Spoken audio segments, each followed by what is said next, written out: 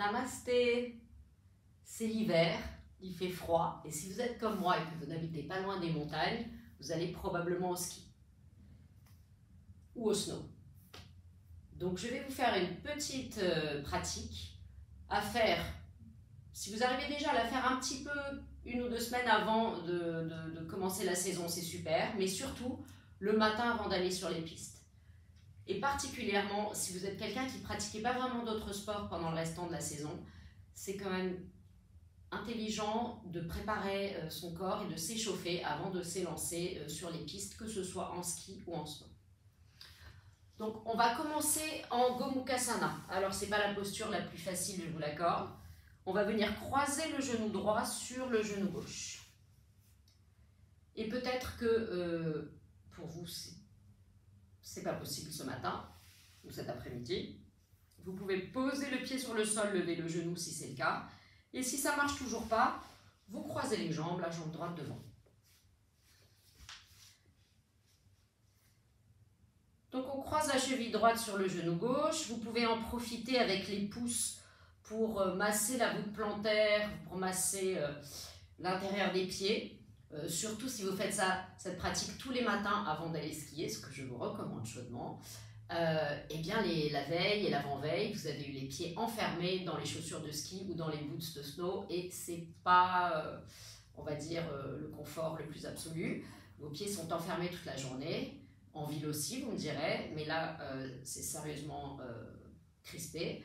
Donc vous pouvez appuyer sur certains points sous la voûte plantaire pour un peu détendre vos pieds. Super. On va faire une petite torsion maintenant. On va amener la main droite vers l'arrière, la main gauche et on twist. La main gauche à l'extérieur du genou droit.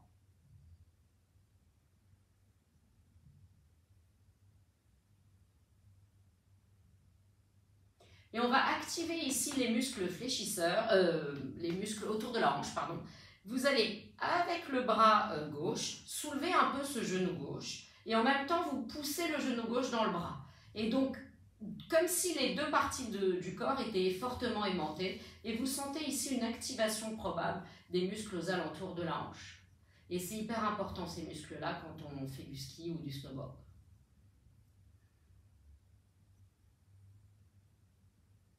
On va relâcher. Détendez les jambes. Relâchez un petit peu. Et on va faire l'autre côté. Donc on croise le genou gauche sur le genou droit. Prenez la variation qui vous convient le mieux. Et là, on va profiter donc pour bouger un peu nos orteils avec les doigts. Donc vous prenez le pouce, vous le bougez, vous le séparez du deuxième orteil. Là aussi, on est souvent un peu comme ça dans ces chaussures qui sont vraiment pas agréables du tout. Passez au deuxième orteil, bougez-le, séparez. Troisième orteil. Quatrième orteil. Mettez les doigts entre chaque orteil. Petit doigt. Super. On va faire la torsion. On amène le bras droit à l'extérieur du genou gauche, la main gauche vers l'arrière. Torsion aussi, c'est important. On est beaucoup, on a le haut du corps souvent qui fait des petits mouvements comme ça. Donc c'est important d'échauffer cette partie-là. Relâchez bien les épaules. Et encore une fois, avec l'avant-bras droit, vous soulevez le genou gauche et en même temps vous pressez le genou gauche dans l'avant-bras droit. Sentez ici que les muscles s'activent.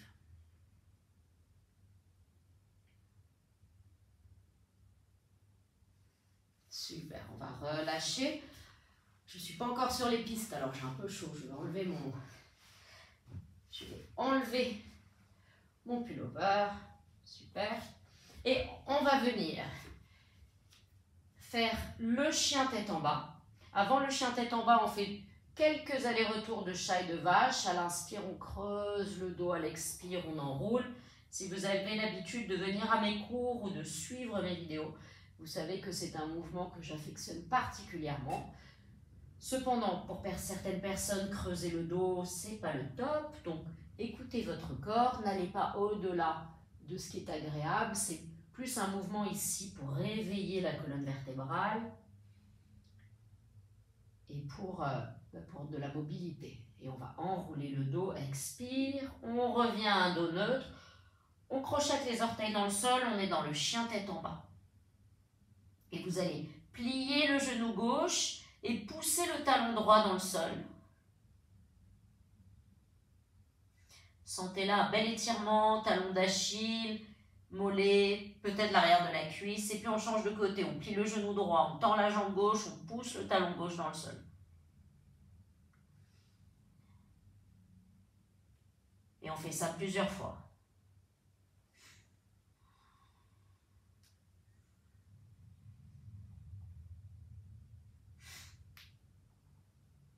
Super. Et on étire bien, bien, bien. On va venir ramener le pied droit entre les mains pour faire vraiment cette posture essentielle pour ce genre de sport, la fente. Et aujourd'hui, on va faire vraiment une fente très longue. D'habitude, enfin, ça dépend des fois, mais parfois je vous fais faire une fente un peu plus en forme de parallélépipède. Là, ici, on est dans une fente très longue. On a le bassin qui est très lourd, le coccyx qui descend un peu vers le sol. On laisse faire la gravité. On étire ici tout l'avant de la cuisse, le bassin. Vous pouvez mettre les mains sur le genou. Si vous n'avez pas d'équilibre, vous pouvez garder les mains sur le sol. Et on va rester plusieurs respirations.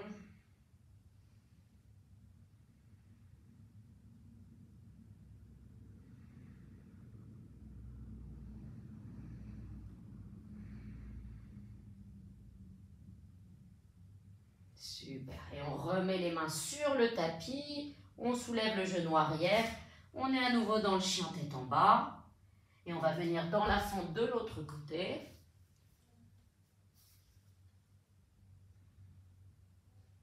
Et peut-être que c'est très différent les sensations d'un côté et de l'autre. Et c'est donc intéressant de noter les côtés où on a des facilités, où on est plus souple, ou peut-être où on a plus de force.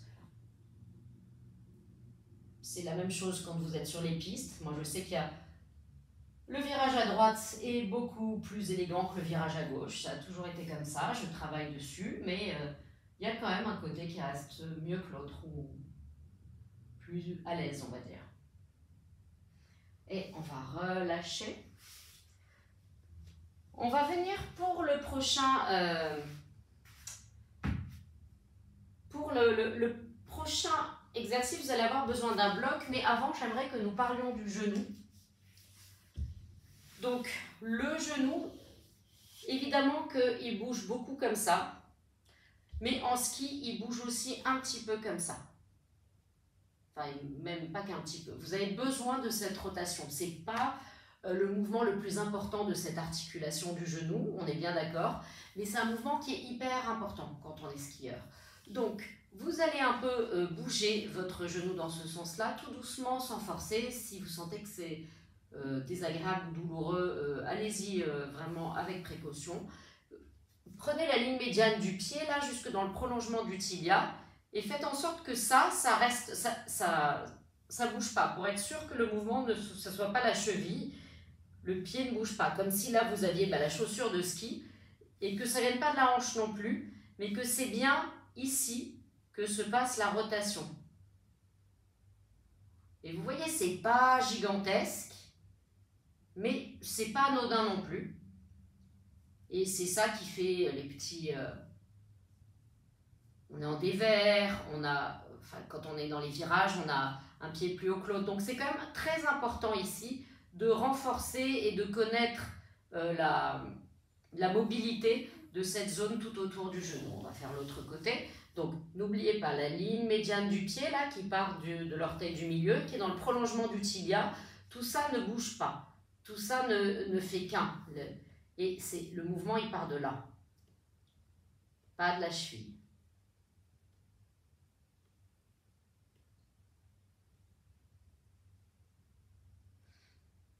Super. Et vous sentez, hein, moi je sens là que ça s'active ici. Très bien. Maintenant, nous prenons le bloc. On va faire un petit exercice pour renforcer ici les adducteurs. Alors ça, c'est un exercice de yoga thérapie pour les gens justement qui ont besoin de renforcer les genoux. Et même si vous avez des bons genoux, avant le ski, avant le snow, c'est important de renforcer tous ces muscles qu'il y a autour du genou. Donc on va mettre la jambe du haut, le pied sur le bloc à plat, et on va faire comme une demi-planche, on va être comme une planche sur le côté. On va être l'avant-bras sur le sol, on décolle les fesses, on va décoller le genou dessus et on reste. Et là, vous devez sentir en principe que vous devez activer fortement les muscles à l'intérieur ici. Et on redescend. Donc moi, je l'ai senti ici, ici, pour renforcer. Et on va faire la même chose de l'autre côté. C'est un peu... Ça vous permet de renforcer justement pour les cas où on est en dévers, on a un pied plus haut que l'autre, donc on a une pression plus d'un côté du genou que de l'autre. C'est un peu le même principe que si vous marchez au bord dans l'eau, dans l'océan, et que vous avez la force des vagues qui vous prend sur le côté comme ça. Donc je vais être obligée de vous tourner le dos. Donc mon pied droit, je suis sur la hanche gauche, mon pied droit est sur le bloc, ma jambe droite est tendue, et je vais lever.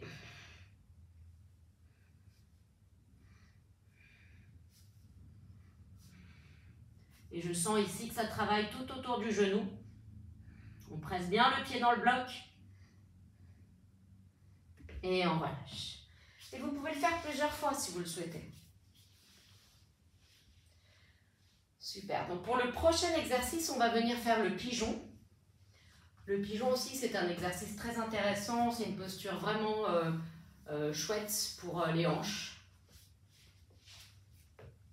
Hanches qu'on sollicite énormément dans les sports de glisse. Donc venez dans le chien tête en bas et vous allez ramener le genou droit près du poignet droit. On éloigne bien la jambe gauche, on essaie de garder les hanches alignées. Alors j'aime bien rester un petit peu à la verticale dans le pigeon et tirer comme ça mon dos, mes lombaires.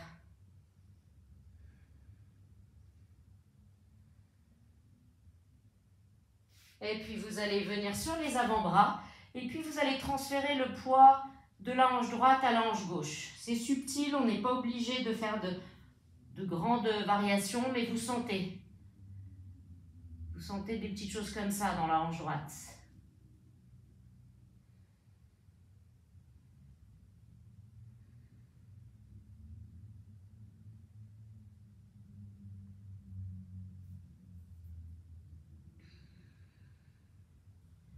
Super. Et on va revenir, on entre les orteils du pied gauche dans le sol, on se redresse, on revient dans le chien tête en bas. Peut-être est-ce que vous avez besoin de bouger la jambe droite qui est restée sur laquelle vous avez un peu d'appui. Et on va venir faire la même chose de l'autre côté. Donc, on reste un peu vertical, profitez-en pour observer que droite et gauche, hein, on est d'accord, c'est pas la même chose. C'est un peu différent, peut-être qu'est-ce que c'est votre côté où vous êtes plus à l'aise, peut-être que non. Et on va venir sur les avant-bras et encore une fois.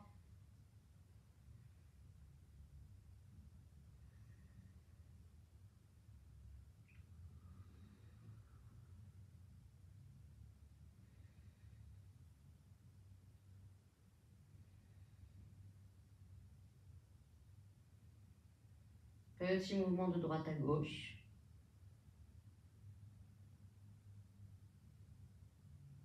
Super, on va se redresser, on revient dans le chien tête en bas, peut-être que on bouge un peu. Et on va venir marcher les pieds en direction des mains. Pliez un peu les genoux, attrapez vos coudes, restez penchés vers l'avant. Changez le croisement des bras.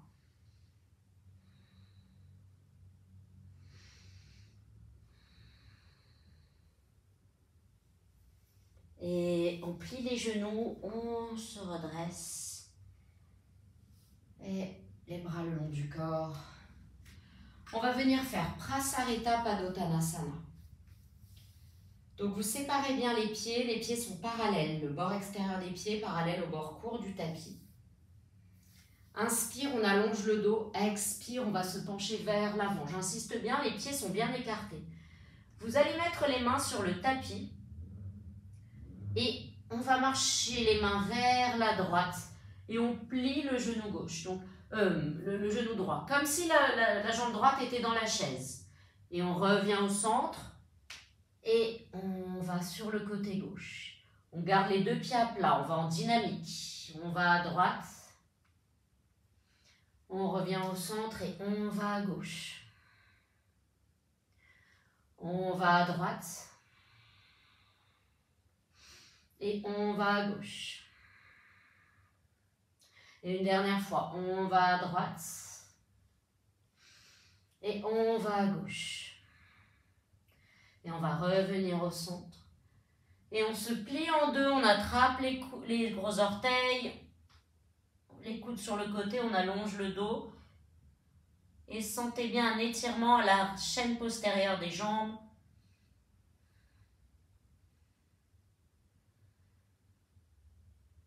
Super. Et à l'inspire, on met les mains sur le sol, dos plat. Expirez ici. Et on va venir mettre les mains sur les hanches. On se redresse. Talon pointe, talon pointe, talon pointe. Samastiti. Super. Vous pouvez venir vous asseoir à l'avant du tapis. On va venir faire Baddha Konasana, les plantes de pied ensemble, rapprochez les talons du pubis, gardez le dos bien droit, avancez le nombril vers les talons.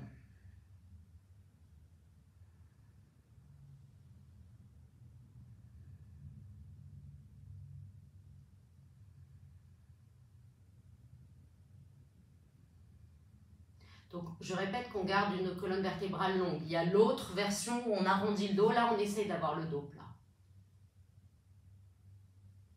Et de descendre ses genoux. Super.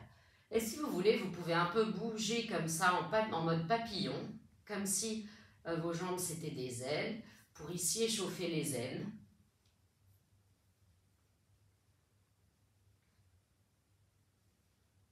Et on va relâcher. Une dernière petite chose, on va venir échauffer le haut du corps. Donc ça, c'est un mouvement qu'on fait beaucoup. Vous pouvez mettre les mains sur les épaules ou bien les croiser derrière la tête. Et vous allez bouger avec la respiration. Donc je vous donne deux options.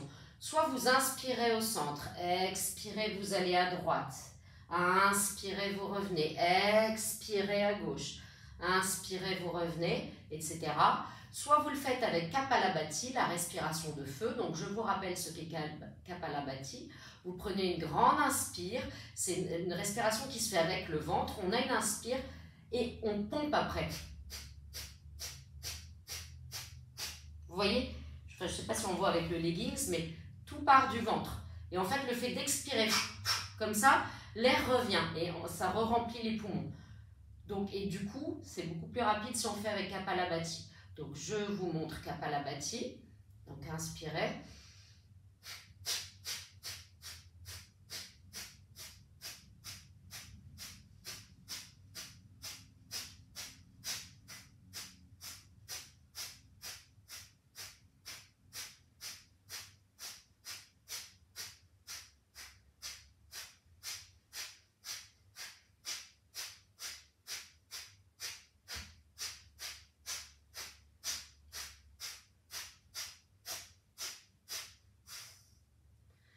Et on relâche. Si vous êtes comme moi et que vous faites Kapalabhati en utilisant bien votre ventre, vous avez dû sentir ici les abdominaux qui s'engageaient et qui brûlent un petit peu. Et pour finir, on va venir soit s'allonger en Shavasana, soit une petite méditation d'1 minute, où vous pouvez vous visualiser. Donc installez-vous, que ce soit allongé sur le dos ou assis. Vous pouvez mettre sur pause, d'ores et déjà, si vous voulez un plus long Shavasana. Mais sinon, fermez les yeux. Et vous allez vous visualiser en train de chausser vos skis ou votre planche de snow. Et de descendre en toute sécurité.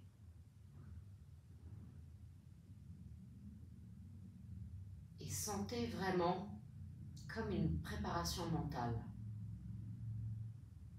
Visualisez-vous et sentez tous les muscles que vous allez engager dans ce mouvement, dans cette descente.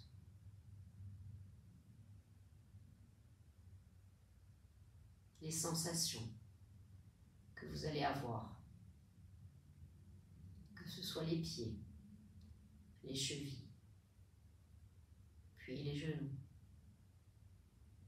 puis les hanches, l'abdomen, le thorax, les épaules, les bras, la nuque, la tête. N'oubliez pas le casque. Sentez vraiment toutes les sensations, en toute sécurité. Et vous pouvez continuer à visualiser le temps que vous avez besoin. Je vous remercie d'avoir suivi cette vidéo. J'espère qu'elle vous a été utile. Il va y en avoir une autre qui va suivre avec des exercices, une pratique de yoga à faire après votre journée de ski. Alors ça pour le coup c'est vraiment ma pratique à chaque fois après la journée de ski, autant celle-là c'était avant et je vais être totalement honnête avec vous, je la fais pas tous les jours, c'est pas très bien je sais, mais après je la fais tout le temps pour éviter les courbatures et les désagréments du lendemain. N'hésitez pas à me laisser un petit commentaire, qu'il soit positif ou négatif, du moment que c'est fait tout dans la bonne humeur, tout est accueillable. Et n'oubliez pas deux choses. La première, si vous allez skier ou faire du snow, mettez un casque. Et la deuxième, si vous avez l'habitude, si vous souhaitez pratiquer le yoga régulièrement, YouTube c'est génial, mais le présentiel, il n'y a que ça de vrai. Donc je sais que les vidéos c'est génial, on est bien à la maison, mais les cours, que ce soit en groupe ou particulier, la vision d'un professeur ne remplacera jamais un écran d'ordinateur. Je vous remercie. Bonne séance, namasté.